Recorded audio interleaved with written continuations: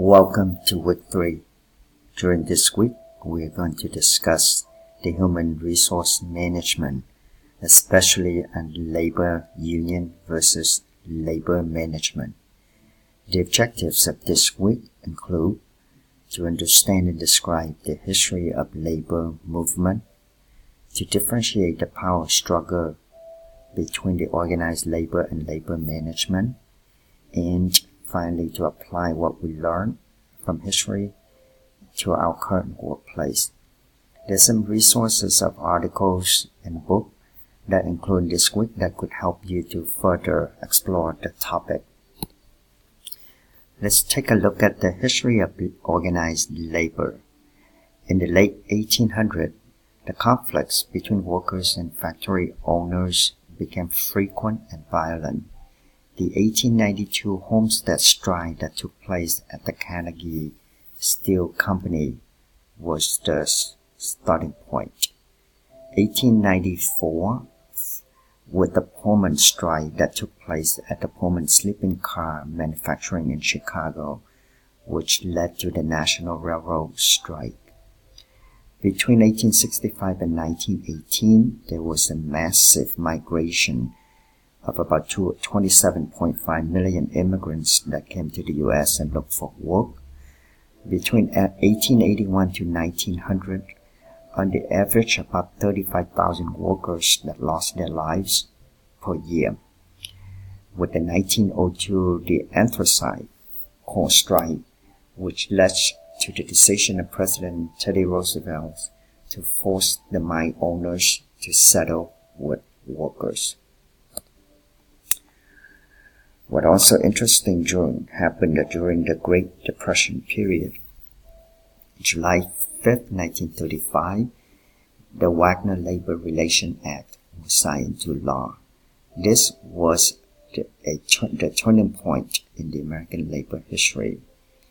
At the same time, the National Labor Relations Board was established to enforce the Wagner Act. In 1947, Congress amended the Wagner Act with the Taft-Hartley Act to restrict the activities and power of union. What's the difference between labor union and labor management?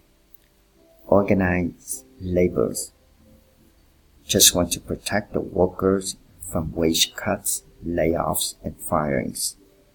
They want to be able to go on strike when it's necessary. They want to protect the working conditions from long hours and safety working condition. At the same time, the labor management of the business owners want the flexibility to compete within their own industry. They want to be able to cut wages, firings, and hirings when needed. The wage reduction is a way to maximize their profits or their bottom line. Why is organized labor still needed today? In today's workforce, it's only about 11.8% American workers are actually union members. In the private sector, it's only about 6.9%. Almost none existed in the southern state because of the right to work law that passed in these states.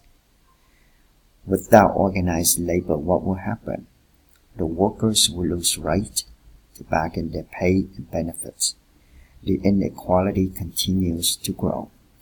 According to two economists, Robert Gordon and Ian Dubecker, the wealthiest 10% receive 32% of national personal income. Professor Sylvester Petro wrote a book about Power Unlimited, the Corruption of Union Leadership. In this book, his study found that the government advertently and inadvertently really armed the organized labor with special privilege. Those unlimited power actually led to inevitable corruptions in the union leadership. The privileged unlimited power was also a reason for the wholesale invasion of gangsters, extortionists, racketeers, and all sorts of bad actors discovered by McClellan Committee. At the end of this week, here are the 3 questions for you to think. First, you look at your current workplace and find out if it is union or non-union established. Do you personally wish if it was unionized, and why? Explain the pros and cons of the Wagner Labor Relations Act. And finally, is there a need for organized labor in today's workplace, and why? Have fun with it. Good luck.